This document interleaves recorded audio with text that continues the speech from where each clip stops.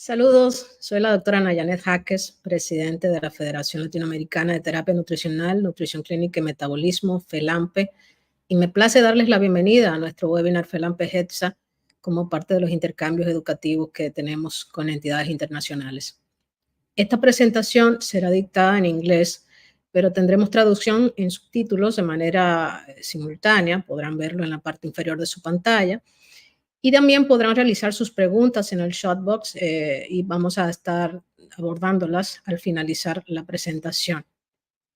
También es importante señalarle a todos los que están inscritos que van a estar recibiendo una encuesta que nos va a servir a nosotros para determinar dónde están los conectores y diferentes preguntas referentes a la seguridad del paciente, cosas que para FELAMPE son verdaderamente importantes.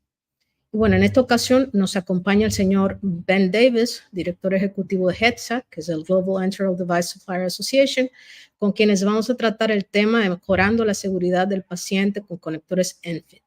Thank you, Ben, for joining us and your willingness to collaborate with FELAMPE. Well, thank you so much to yourself and FELAMPE for hosting us, and thank you all for taking the time to attend our webinar this evening, which is Improving Patient Safety Through Safer Tubing Connections.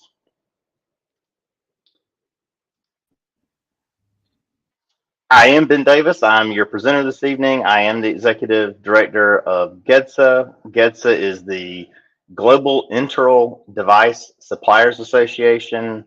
I've been in this role with GEDSA I've been involved with this organization for about 12 years. Prior to being in this role with GEDSA, I was a device manufacturer. So I was the Vice President of Engineering and Product Development for Neomed, which makes enteral feeding tubes and syringes. That company's now been acquired by Avanos, so you may have heard of them. I'm an industrial engineer from Georgia Tech. I have about 13 years of medical device engineering experience. So my perspective on a lot of these topics is really more from a technical perspective, but I think that's actually pretty helpful when we're discussing things like this. So with that, I'll give you a little bit more about GEDSA. GEDSA's mission is to promote patient safety worldwide through the implementation of safer tubing connectors. We're a nonprofit trade association. We pretty much have two sides of our organization. One is the ENFit side, which is for enteral devices. The other is the NRFit side, which is for neuraxial devices. Between those two groups, we have about 49 manufacturers and 28 supporting organizations that we collaborate with. The way we're structured is we have clinicians. We have two clinical advisory boards. We have supply chain and clinical advisory group. For our manufacturers, we have routine meetings. We have conversion committees. We have a retail pharmacy committee, and that's how ENFit is structured. NRFit is very similar. And then for our supporting organizations, like I said, we have about 28 of those, but they're groups like the FDA, ISO, ASPEN, FELAMPE, BRASPEN, ISMP, ECRI, just to name a few. And then as a nonprofit, we have a board of directors that steers and guides the organization. Our agenda for this evening, our main goal is to raise awareness of tubing misconnections and the enteral ENFit ISO 80369-3 patient safety initiative. We're going to do this, we're going to break this down into 4 different modules. In the first module, we'll cover what a tubing misconnection is. In the second module, we'll talk about the impact of tubing misconnections. Then we'll talk in our third module about reducing misconnections with ENFit. In that module, we'll also go through an enteral device overview, where we'll talk about the different components of an enteral system. In our fourth module, we'll go through conversion planning and resources that are available. And then we will finish with a question and answer session. Of course, as mentioned, this is being live translated and transcribed. So if you would hold any questions to the end, and we'll be happy to, we'll have those translated back and forth at the end, and happy to answer whatever questions you may have. All right, and with that, we'll get underway with our first module. What is a tubing misconnection? The FDA defines a tubing misconnection as such: misconnection, inappropriate connections occurring between two connectors that attach devices with different intended uses or applications, such as enteral feeding systems and non-enteral systems. It should be noted that tubing misconnections can lead to serious injury or death. I share this image because this is actually a tiny little neonate. And so just imagine how small that hand is that you see there. And within this very small area, there are 4 different tubing types, none of which are compatible with one another. The body systems that they go to are not compatible. They should not be connected with one another. But all these have in this picture are basically connectable. They're all common and could be connected with one another. So this picture just is really ripe with potential for a misconnection event to occur. So I try to share this just to show you how complex, I guess, it can be, and how much risk can really be in an even small little area like this. To cover over some of the misconnection types, I'll share with you on our next slide here just a few examples. But these examples I'm going to share are actually derived from this FDA link that's provided below here. Our goal is to actually have this presentation available to where you can click through these links that are throughout the presentation, so you can look into these a little bit further later.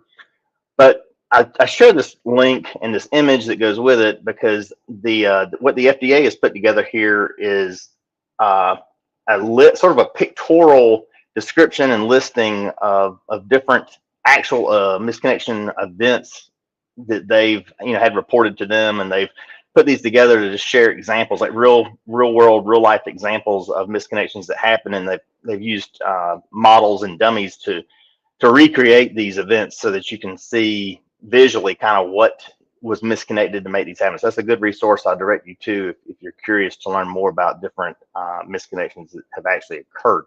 Some of these from that link are a epidural infusion set connected to a peripheral IV.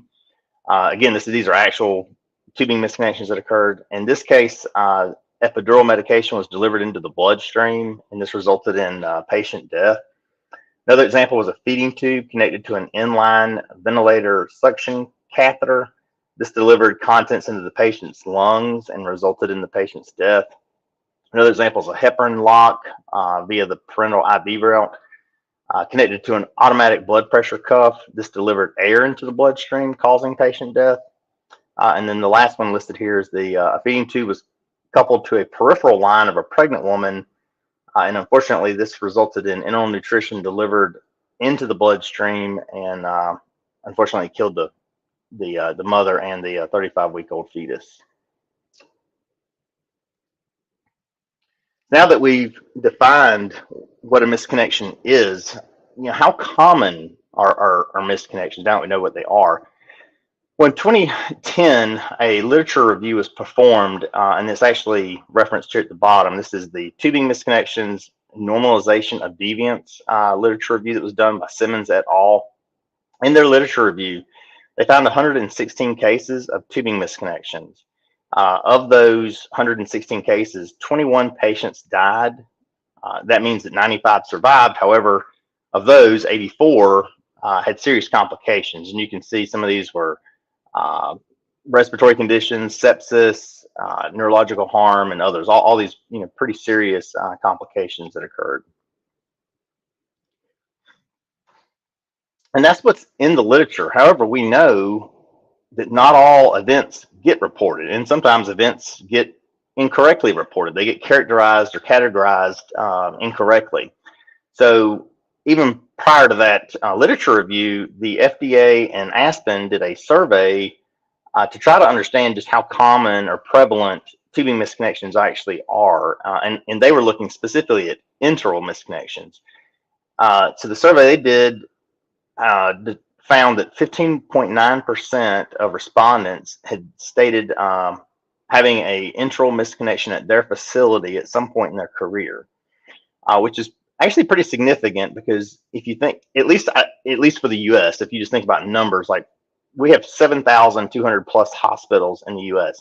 If 16% of those had a misconnection, that's over 1,000 hospitals. So Again, these numbers sort of support our pretty solid assumption that these go underreported, because again, there's only 116 that were in the literature review. I will mention that literature review has just been updated. A group of clinicians wanted to update the work since it was published over 10 years ago. And that should be in publication any day now. And they, from 2010 to the end of 2023, they actually identified another, I think it was 96 misconnections. So enteral misconnections. So these certainly do happen. And then the actual occurrence rate is much higher than what's found in the literature. Well, now we know what a misconnection is, and we know that they do happen.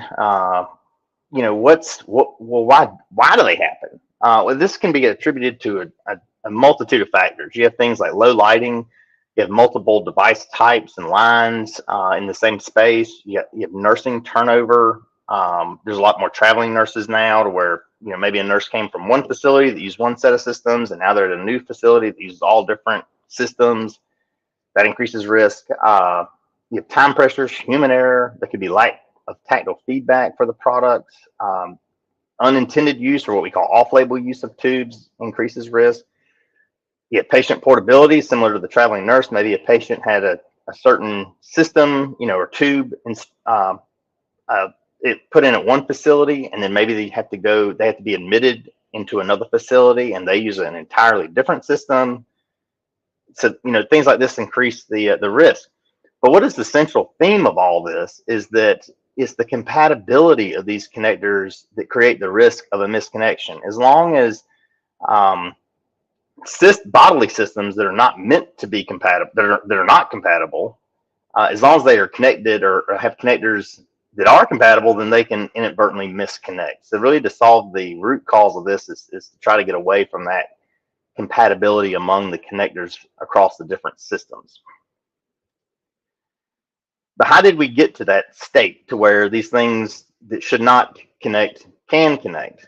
Well, it really is a function of the success of the lure connector. The lure connector, which is primarily what's used today for IV connections, is a really good connector, and it has a very long history, and it's so good and has such a long history that it's pretty much been used in every imaginable medical application that you can think of. And it's this universal or overly universal use of the lure that really created the misconnection risk, because now we have all these different bodily systems. At one point in time, we're all using lure as the connector, and of course, a lure is designed to connect with a lure. So systems that are not designed to connect could connect because they all were using the same connector type. I like to share this little image because this is, I guess, the engineer in me. But again, this is a very old design. It's a good design though. It was patented in 1897. In 1930 was a follow-up patent for the lure lock. So you're probably all familiar with a lure lock, you know, IV style syringe. And these things just have a very long history of use out there. I should also mention that long history. When we're talking about changing these systems, this is truly a paradigm shift. I mean, it's been over 125 years since the lure was first patented, and now we're switching over to a new system, basically. So it's quite a feat if you think of it in those terms. And then I share this. This is just a rendering of what a modern sort of lure, how it's drawn. And then also this image, just to show you the number of different adapters and these are actually called barbed fittings in the upper right of this. These fittings allow you to create tubing sets basically on the fly. So on the go, you could take tubing and attach this into the tubing and basically make lure tubing sets, because that's just how universal these things are. Again, it's great for when you have a sort of an emergency need like that, but that is where that universal ability that is where a lot of these problems are created, and risk for tubing misconnections, that is. So that gets us through our first module, which just the key takeaways there are that tubing misconnections can lead to severe consequences, including patient death and serious injury. Tubing misconnections are relatively common if you think about it. Cases are reported in the literature, but the true occurrence rate is likely much higher since events go unreported or they're misreported. And it's the universal nature of connectors, particularly the lure, that contribute to the risk of tubing misconnections. So I also mentioned too, I point the finger at lure, but really proprietary systems can also increase tubing misconnection risk. If you look at enteral systems that are available out there, there's quite a few proprietary systems. So these are like manufacturer-specific, non-standardized, non-ISO standardized systems. And the more and more that you have of these in place, the more and more risk you have, because they're all nuanced, they're all a little different, the greater the risk of a misconnection occurring are. So it's very important that you move toward a standardization to where a system like an enteral system is all hopefully moving to one connector, because that's the best way to minimize the risk of a misconnection occurring.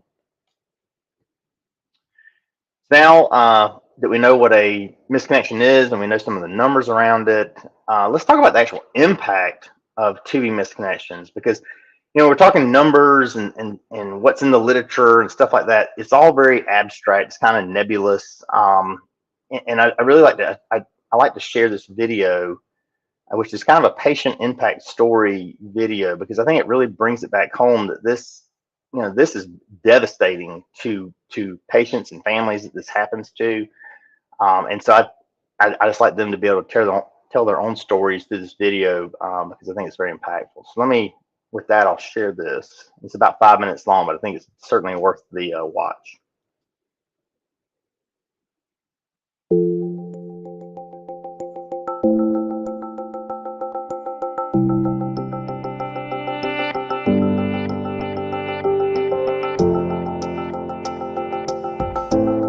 I didn't get to say goodbye. And she said, "Oh, honey, I'll see you tomorrow." I said, "I know, Mom, but I just want you to know I love you." She said, "I love you too."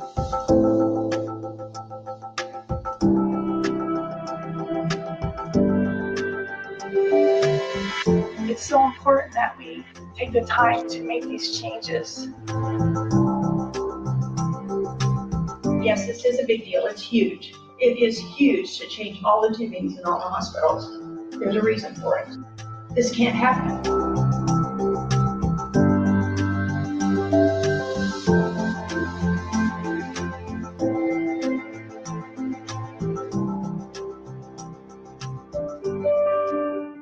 My name is Trisha Astat.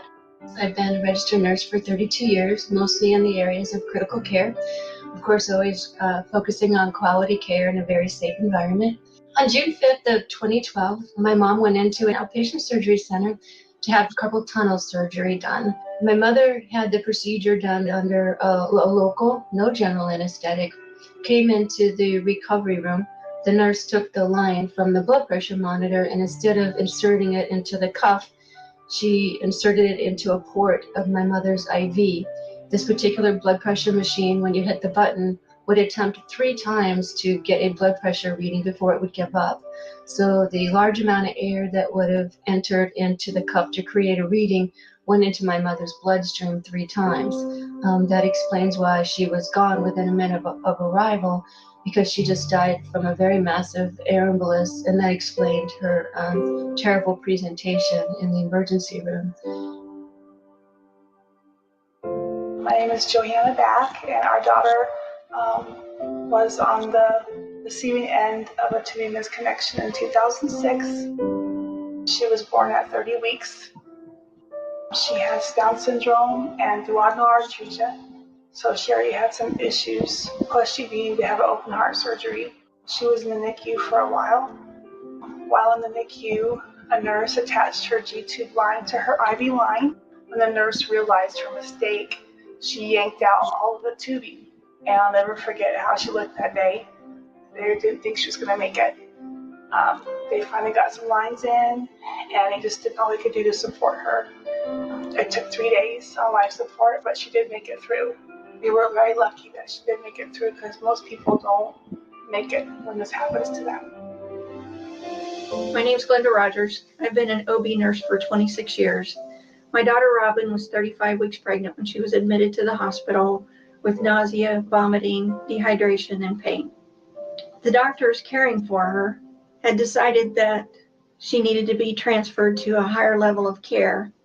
But before they would transfer her, they wanted to check on the baby. They did the ultrasounds and checked, and there was no heartbeat.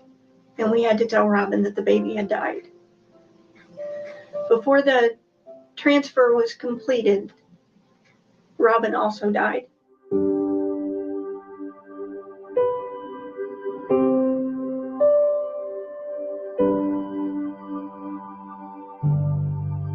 On her IV pole, there was a bag of, the best way I can describe it is it looks like a melted chocolate milkshake. A big bag, like 2,000 liters. And on every corner of that bag, it had not for IV use. And it was hooked to her PICC line. The tubing was compatible with the PICC line, so there was no trouble hooking it up. She started it at 11 o'clock to run at 200 an hour. It wasn't discovered until 5 o'clock that night.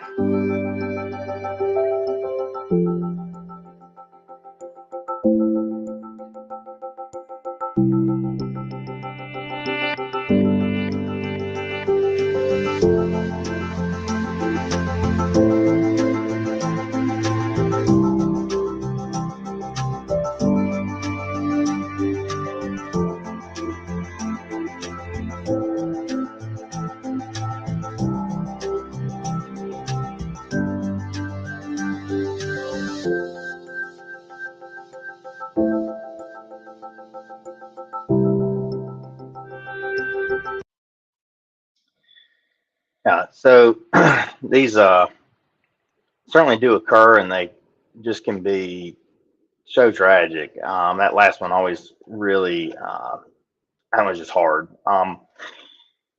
But we clearly have a problem here. How do we solve this? Well, fortunately, a group of technical experts, clinical experts, regulatory standards experts came together years ago to develop the ISO 80369 series of small bore connector standards. These connectors are mechanically engineered to be incompatible with other areas of therapy, and the Enteral section is ISO 80369-3. This is more commonly known as ENFit, which is of course what we're discussing today. The other section that we're involved at GEDSA quite a bit with is the neuraxial section, which is like epidurals. That's ISO 80369-6, which is commonly known as NRFit. I share this graphic though because it's a nice way to just visualize what the different sections are, and what they do. -7 is the IV, or basically this is the lure connectors are dedicated to this section. There were previous standards for lure, which -7 basically updates those a little, but they're staying dedicated to IV applications. The other is -5, that's limb cuff inflation, which is basically a blood pressure cuff. Urinaries, -4, of course, -6 is neuraxial. Respiratory is the -2, and then enteral is -3. These were all published in 2016, except for the -4, which is still kind of hanging out there. Some common requirements among all these is that they're not connectable with others in the series. They must be rigid or semi-rigid connectors. This is important because if you have flexible or elastomeric connectors, you can force fit items into those because they do flex, that are not meant to be connected into them. These all must pass misconnection risk assessments and usability and human factors testing, and they must not be connectable with lure or needleless connector ports. So our key takeaways from Module 2 are misconnections have a significant impact on patient safety and occur due to various factors, but the root cause is this mechanical compatibility of connectors. ISO design standards have been developed for system-specific applications, ensuring connectors are not connectable with others in the series and are not connectable with lure or needleless connector ports. The ISO standards implement incompatibility by design, which is engineered, these engineered connector features to prevent misconnections and improve patient safety globally. And with that, we'll get into our third module, where we'll talk about reducing the chance of tubing misconnections with ENFit. So here we'll get into a little bit more of the feeding specific standard, the ISO 80369-3. We'll have a Enteral device overview to kind of describe the different components that this impacts. And then we'll have also show a syringe comparison so you can see how these connectors compare to other connectors that are in this sort of small bore connector space as defined by ISO. So the enteral feeding specific standard, ISO 80369-3. I share this image because this is the drawing straight out of the ISO standard for the male connector. And I share it because I want you all to be assured this is not a just haphazardly put together standard. It wasn't done on a napkin. You know, this is a very robustly engineered, highly dimensioned standard. You can see there are, I forget how many it is. There's even more in the table of dimensions that these have to comply with, but it is a lot of dimensions, and they're all very tightly toleranced too. So this is a very exacting, very specific connector. And this is just the male connector. There's a female connector that has just as many dimensions that are all as tightly toleranced and is exacting as well. These both, you know, the male and the female ENFit connectors have been assessed for misconnections and verified and validated to an extent that surpasses the scrutiny of the FDA and other regulatory bodies throughout the world. They've been on the market in the US and in Europe since 2016, and Europe has been effectively 100% converted for years, several years now. And we've not, since its launch, we're not aware of a ENFit connection having had a single reported misconnection event that was attributed to them. And I say it like that because if you really try to research this, you may find an event that has happened where ENFit is like in the article. But if you actually read, what you'll find is that ENFit has prevented a event from occurring, but then it's been circumvented and an error occurred. So I'll give you a quick example. A oral medication is in a ENFit syringe. It's brought up to the floor, it's at the bedside. A nurse tries to administer it into an IV line. Well, it won't, the ENFit syringe will not connect to the IV line because it's a lure connector.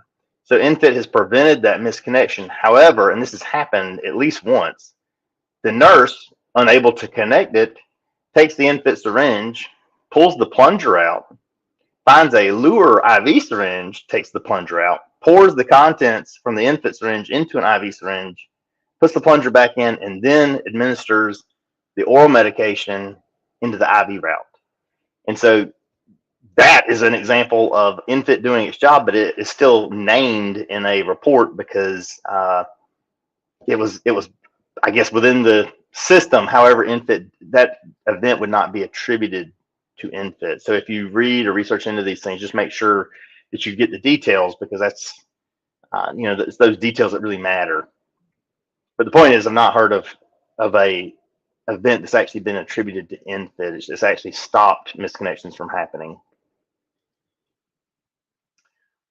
Now we'll cover through the components of the enteral feeding system. Enteral feeding systems are primarily made of 4 major components. You have administration sets, syringes, feeding tubes, and you have pharmacy and accessory items. And I'm going to go through and detail each of these a little bit further. Administration sets are primarily composed of spike sets, bag pump sets, which is actually what's pictured here out to the right, gravity feeding sets, which look very similar to what's pictured here. They just don't have this little cassette feature that goes into the pump. You have extension sets, which is, to me, normally an extension set is like what connects a syringe to like a nasogastric tube, like a neonate. You have low profile extension sets, which these are what's used with your skin level devices or low profile devices, also called buttons. This is like your Mickeys and your Minis. And then there's also other bolus feeding devices that kind of fit within this category. Oh, I wanted to share real quick. This white adapter in this image, if you can see my cursor, this is called a transition connector, and this came on these pump sets, these bag sets, for years. And I think in the last year and a half, 2 years, they've started in the US, the manufacturers, most of them have started to remove that connector from the assembly. This connector is important, though. We're fairly well along in the conversion process here in the US. But in places where this is starting, it can be important to have that adapter or transition connector, because if a patient has a legacy tube, this allows it to still be connected, and the tube doesn't have to be unnecessarily changed out, because it has a legacy connection. It can wait until the next scheduled tube change to actually convert over to an ENFit tube. So that's what the transition connector allows for. And just to give you a close up, this is what the transition connector actually looks like. I wanted to also share I mentioned low profile extensions. The connector on the left, this white fitting, this is called a bayonet fitting. This is the key that basically goes into like a mid key, so like the keyhole. This is not changing.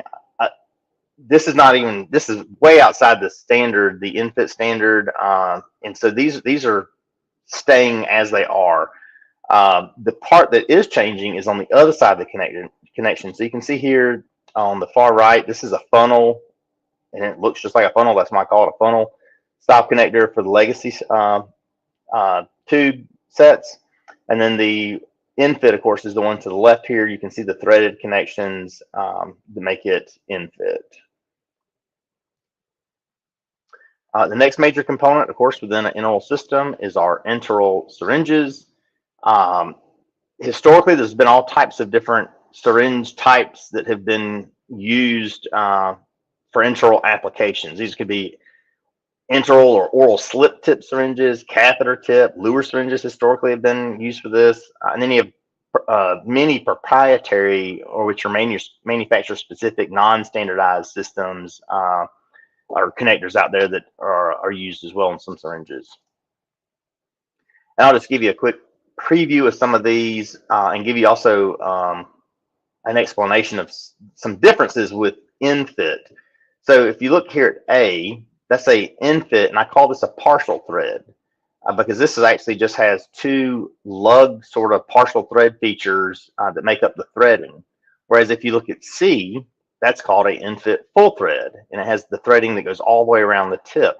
Both of these are perfectly acceptable and part of the ISO standard. It's just depending on the manufacturer and or the application that they're used in, that it may be one or the other, but they're both in the standard. They both have the same, they're all undergone the same like misconnection risk assessments and all that. But within this, just to share some more, B is a proprietary, so this is a non-standardized connector. E is also it's commonly called an oral slip, but technically it's also proprietary. It's not standardized, not by ISO. You have a Luer slip, which is F, and a Luer lock. There, hopefully you've seen these. These are in IV applications. Should only be in IV applications. You have catheter tip, which is the H. This is actually a small one. You have very large catheter tip syringes in the legacy world on the bigger syringes. And then just to kind of wrap it up, I'll share K and L. These are each proprietary systems as well. So there's like I had mentioned, there's lots of proprietary non-standardized systems used for enteral applications. Then one other nuance I'll share about ENFit syringes, these will come in two different tip types.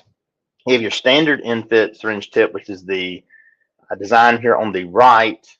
And then you have a low-dose tip ENFit syringe, which is the design on the left that has a nozzle that goes through it. Typically for 6 milliliter size syringes and less, so your smaller syringes, they'll have this low-dose tip feature. This improves dosing accuracy by minimizing some of the dead space in this female tip. You won't see it on the larger ones because as a syringe gets larger, proportionately, the dosing accuracy gets much more and more easy the larger the syringe is. So, but when the smaller you get, the harder dose accuracy becomes. So it's only on the smaller syringes. And then to give you a comparison, just to kind of lay these all out so you can see how they differ. Here's A is a ENFit full thread standard tip. So you see the threading goes all the way around. B is the ENFit partial thread. So you can see here, this is a better picture where you can see the lugs kind of on each side of the tip of the syringe here. And this is low dose tip, so it has the nozzle in the center. C is an oral slip. So this is real common, legacy style device. D is a lure slip, and E is a lure lock.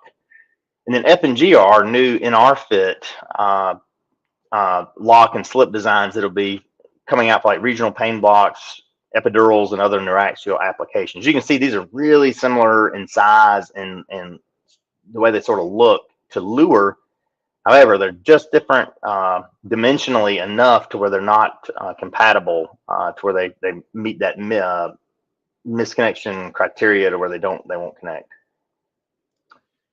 And then our second to last component of our enteral feeding system, of course, are feeding tubes. These are, you have gastrostomy tubes. These are called G tubes. You have low profile feeding tubes. These are the buttons I was mentioning.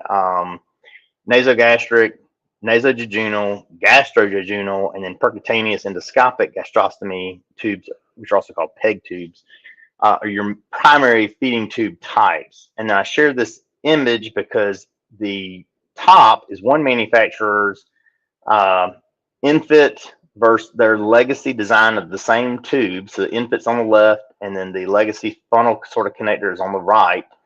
And then the bottom is another manufacturer's legacy nasogastric tube, both ENFit and legacy. So you can kind of see how they're, for the ENFit, they're different colors, but the geometries are the same. And real quick on color is not part of the standard. So you can have clear, orange, polka dot, whatever. It's not part of the standard because there may be applications where clear or some other odd color, may be necessitated. So it's not part of the standard because color is also not a mitigator or a risk mitigator, or not a substantial one for misconnections.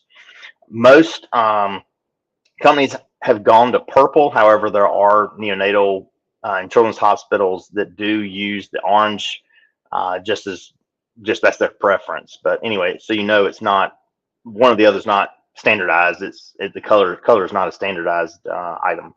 But you can see in this bottom, this manufacturer, even on their legacy connector, the one on the right, even it's different than the other manufacturer's legacy connector that's on the top, that's above it. Dimensionally, they're not standardized. That's part of the problem, is that they all have their nuances and all a little different for legacy. And then to share the gastrostomy tubes, here's some examples in case you didn't know what I meant by that. These are gastrostomy G tubes. They're also called. The left is the non-ENFit legacy funnel style. You can see it has a large female connector here, and then you have the ENFit on the right with the threaded connectors. And then we have our low profile tubes. These are the skin level devices, buttons, they're often called. These are popular brands, are like Mickey and Minnie, you're probably familiar with. The port that you can see here is actually closed with the little flap here. This port is not changing. This is not part of the standard. I mentioned earlier that the extension that goes into this is not changing. So that connection system is not changing. It's the extension that goes into it. The other end of it will be moving from a legacy funnel connector over to the ENFit. And then just to show you how these look connected together, you can see the ENFit syringe just threads into the feeding tube. And then here's an example of how the system would be connected for a low profile device. So you see the white piece, the bayonet, as I described it earlier, fits into the low profile device. And then it's the other end that the syringe or administration set connects to that's actually threaded and now would have the ENFit connection. And then our last item in the Enteral system is our pharmacy and accessory items. Unfortunately, it seems like these accessory and pharmacy items are a bit of an afterthought for whatever reason. And I think there's a lot of gap in awareness of the availability of these. So in the legacy world, we had all these adapters that made it easier to fill medications into enteral syringes. These exist for ENFit. It's just a matter of, I guess, people are not as aware. We've been working hard to try to raise that awareness. And actually, if you would follow this link, it takes you to what we call our pharmacy resource guide, and it gives a visual crosswalk to show if you're using this adapter, if your pharmacy was using this adapter with the legacy system, here's the ENFit version of it that's available, and it even tells you, has a link to tell you where to get these different things, so that this is not a gap, hopefully for much longer. And then just again, sort of how that looks, you have this Lotus tip syringe here in the top left with a partial thread, then the standard or full thread ENFit in the bottom left.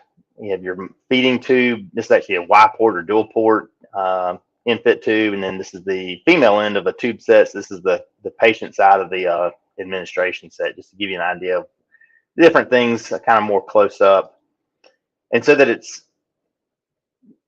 clear, because I don't want anyone to think that this is like a syringe or a feeding tube that's changing. This is portfolios of product. This is entire systems are changing. And I share this image just because it is the one image I'm aware of that has basically a whole range of product in one shot. So you can see that this is the whole system, like everything that's part of the enteral portfolio is changing over. So this is not just like a single syringe size and a single feeding tube. It's the whole system.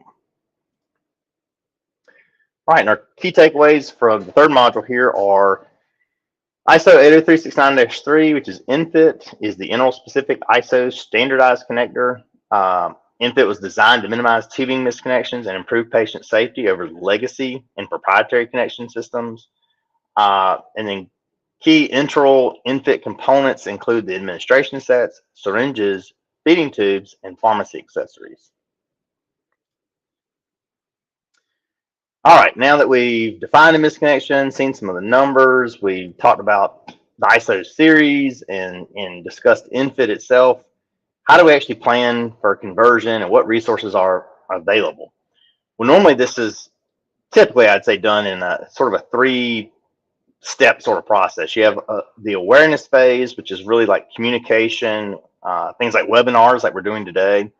You have the prepare phase, which is like more education, kind of a deeper dive into what all has to take place to make the conversion happen. And then you have the adoption phase, which is the actual transition, occurring at a facility. We have so many resources that are available to assist in conversion planning that are on our website. So I encourage you to go to www.stayconnected.org. That's GEDSA's website. On there we have transition checklists. We have frequently asked questions, brochures, all kinds of resources. We have links to different videos. I mean, you name it. We've basically archived everything pretty much on our website. So a couple other helpful resources, and some of these are from the website that I'll share with you. We have a product resource guide, which is the top link here. Here we've listed all the GEDSA members along with their key product categories. So instead of having to just endlessly search the internet for something you may be looking for, an ENFit product, we're hoping that this provides a more efficient way to where you can just link to it and see who has what, and it just make your life hopefully easier. We also have Portuguese and Spanish sections of our website where we don't have everything translated, but almost all the key items that we have, like the FAQs, the transition checklist, things like that, are all translated. And in fact, if you see something that on the main site that is not translated, let us know. If you desire it, we'll be happy to have it translated for you. Also, a good way to stay in the loop is to to follow our newsletters. If you click on this link, you can actually sign up for it, and you can see our past newsletters. The best way, though, I would say to just stay in the know with all things ENFit would be to just follow us on LinkedIn. So you can click our LinkedIn link here, and we try to post real regular to it with important updates and information, educational materials. Additionally, we have the YouTube channel, which probably this webinar ultimately hopefully be on. We have lots of training videos that have been put together by some of our clinician contacts, where they have things like medication administration. We have past webinars. We've had quite a few videos that are very helpful. And then lastly, I'll mention we have a Facebook group.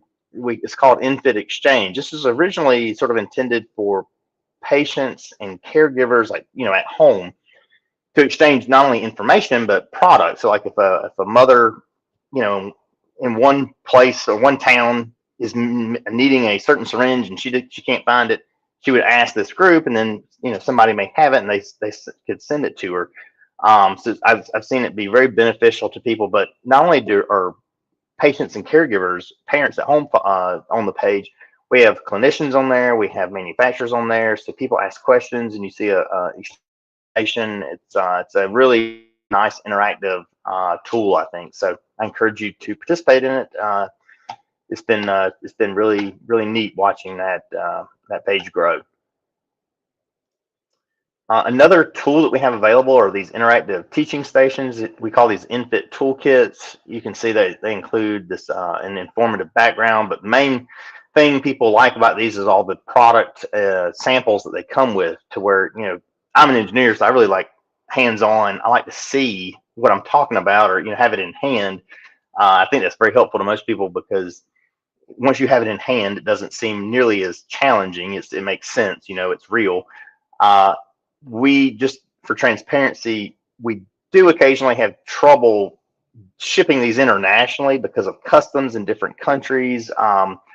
But if you want one of these kits, if you'll let us know, we'll be happy to find out, if we're able to send it. Sometimes it can be difficult sending medical devices internationally through customs, but we try our best. So we'd be happy to work to get these to you.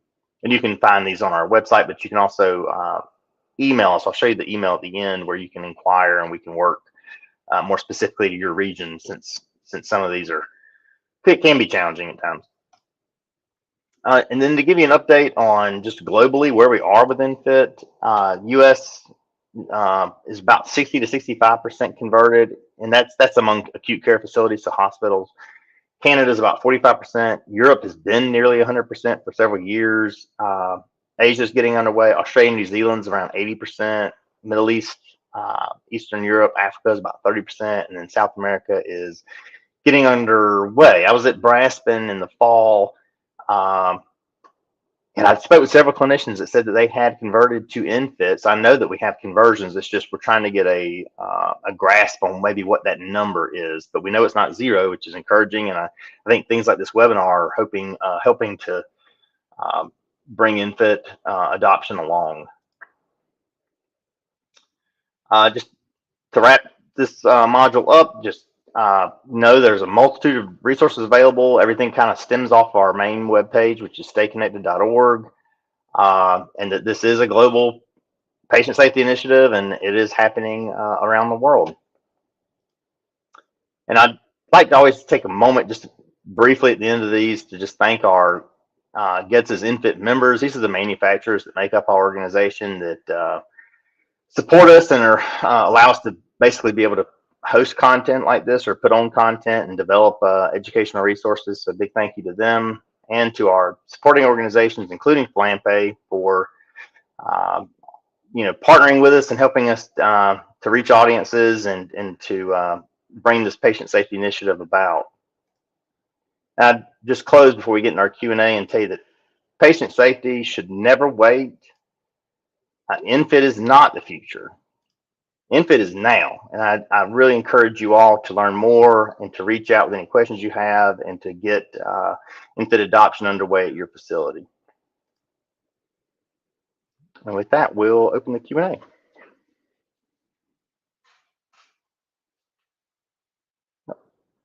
Can't hear you.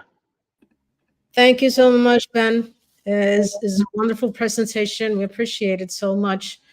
And we are going to be open for questions now.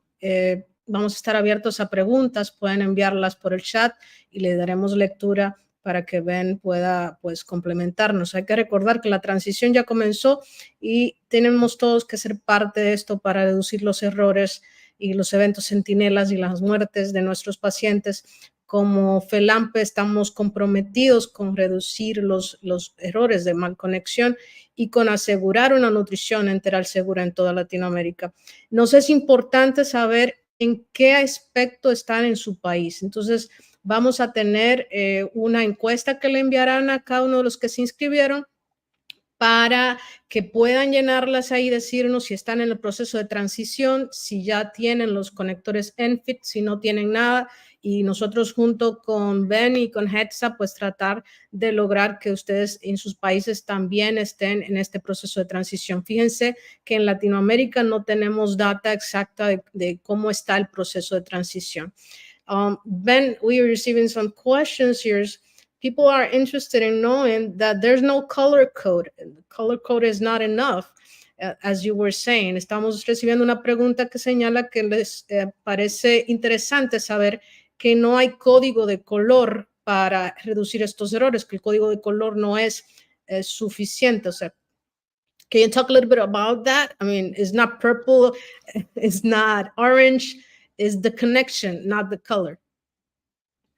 Correct. So when this ISO standard was written, it was suggested that we should all harmonize to one color, but there were preferences where some hospitals that had both adult and children's populations, they wanted one color for adult, one color for children, so they could visually just keep the systems separate, because a lot of times they're different French size tubes and things like that. So, and color is not a mitigating, or it's very slightly mitigating. It's really not, doesn't mitigate misconnection risk mechanically. The way you do that mechanically through the engineered design of the geometry.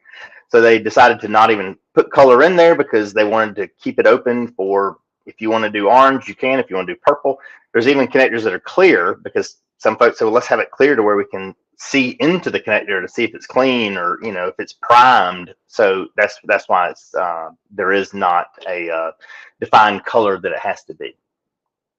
It is very important for us to keep talking about this, because we saw a few stories of patients. Sometimes we think that it's not happening in our hospital settings, but it's something that can happen in any hospital.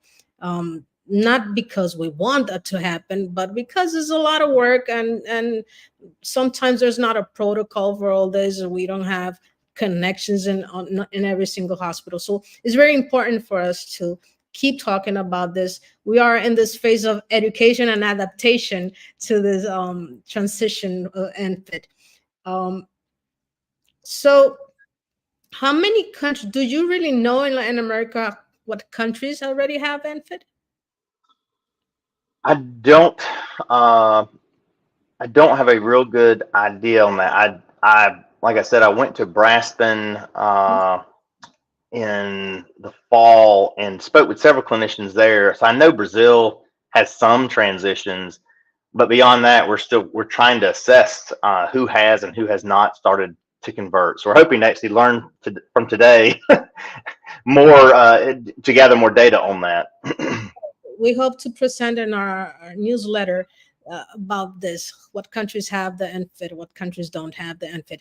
Así que les pedimos que en la encuesta que le vamos a enviar, por favor, llenen las preguntas y nos hagan saber si en sus países tienen estos conectores o están en el proceso de transición. In the Dominican Republic, we already have the ENFit connection, so we're really happy about that. And I know in Mexico, there are some parts that have it. Brazil, some parts have it, some others don't. So is not complete, definitely not complete. There's a lot of work to do in Latin America. Seguimos recibiendo sus preguntas. Keep open for questions here. So, okay, there is no recent studies that talked about recent cases of misconnection. Or do you know recent cases of misconnection?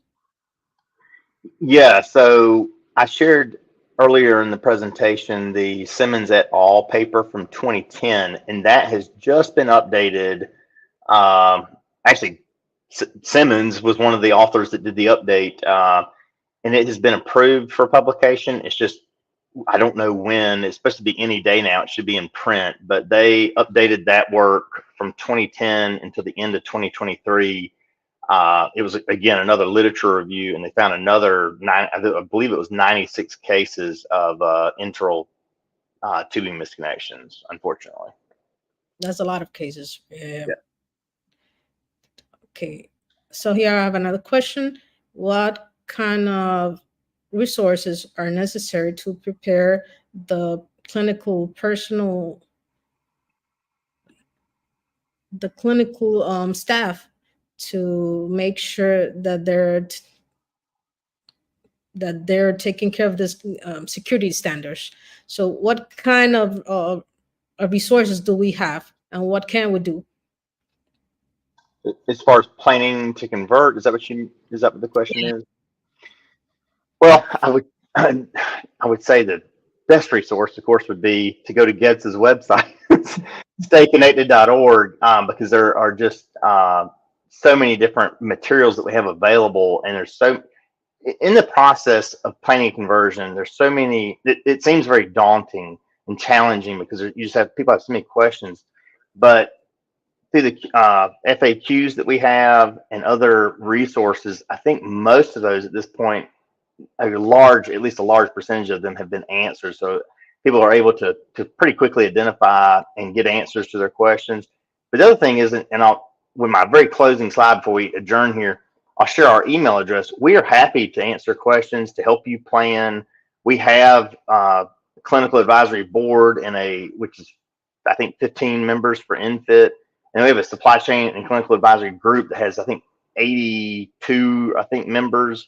So we have a lot of clinicians that have been through this that we coordinate with all the time, and they're wonderful people and very happy to help and answer questions. So we use them all the time as well.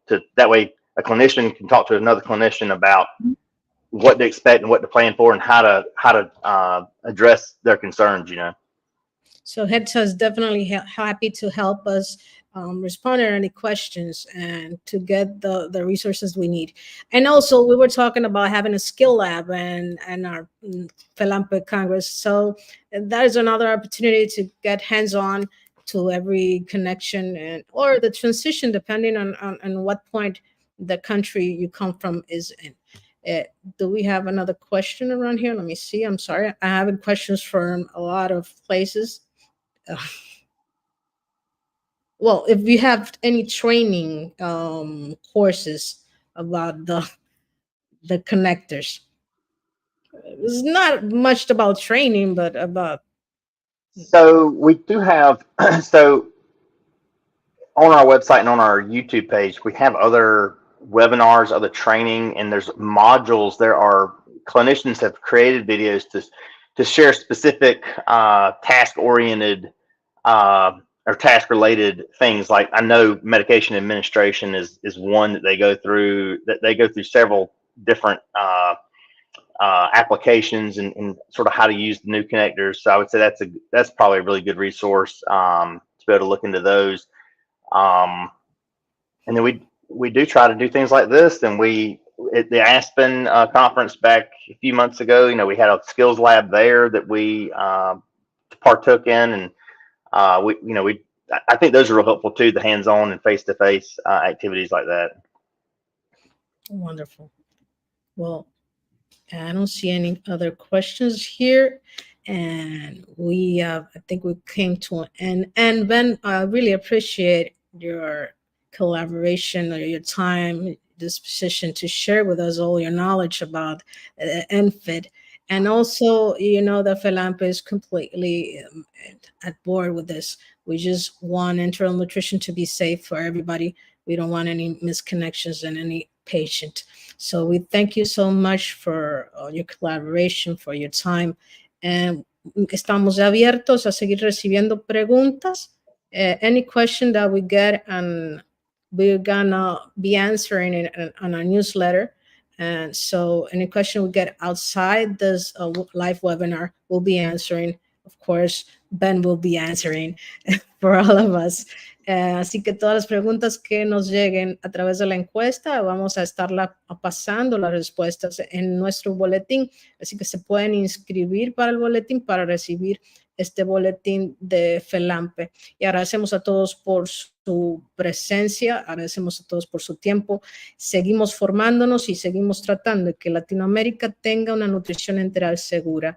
Ben, thank you so much. Any last words for Latin America now? Just thank you so much for the opportunity to share this information. FELAMPE is a wonderful partner, and so we appreciate it. And this is the email I've mentioned several times. If you do have questions, do not hesitate, please, to reach out, info@getza.org. We are happy to either answer a question or to put you in touch with someone who can. Because like I said, we have a large clinical network, and we're here to help and happy to help. Oh, that's great. So you guys have the email, and we will, of course, put it in the newsletter as well so that anybody can write to GEDSA and have any doubt or any question answered. So thank you again, and thank you all for being here tonight. Gracias a todos por estar conectados. Estaremos haciendo otras actividades y aquí dicen, ok, perdón. Estaremos dando respuestas a todas sus preguntas a través del newsletter. Así que muchísimas gracias a todos y seguimos con distintas actividades. Manténganse a través de las redes sociales atentos porque FELAMPE sigue pues en su proceso de desarrollar la nutrición en toda Latinoamérica. Thank you, Ben, and good evening. Yep, thank you all. Appreciate it.